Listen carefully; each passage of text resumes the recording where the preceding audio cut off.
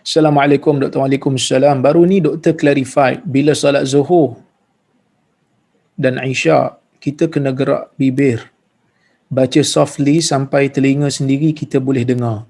Ini hanya untuk surah Al-Fatihah dan surah selepasnya ataupun semua bacaan, including bila rukuk, sujud, semua bacaan.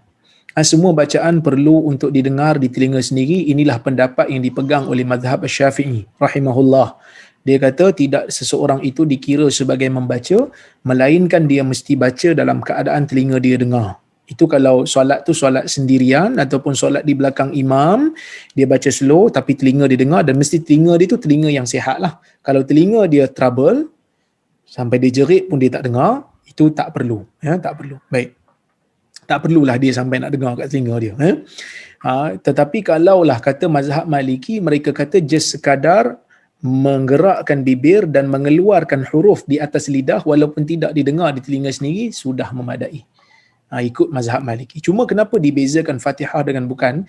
Kerana Fatihah ni, Fatihah adalah rukun. Kalau kita tak baca apa-apa zikir di dalam zikir-zikir apa rukuk, i'tidal, dia tidak mengganggu solat. Tetapi kalau Fatihah ni dia mengganggu. Sama juga seperti tasyahud akhir, dia adalah rukun. Jadi kalau bacaan-bacaan rukun ni kena pastikan kita sebut. Pendapat mazhab Syafi'i ini lebih selamat untuk dipegang. Tetapi bagi mereka yang trouble telinga, mungkin ada masalah telinga tak dengar, boleh bertaklid dengan mazhab Maliki, tidak menjadi masalah.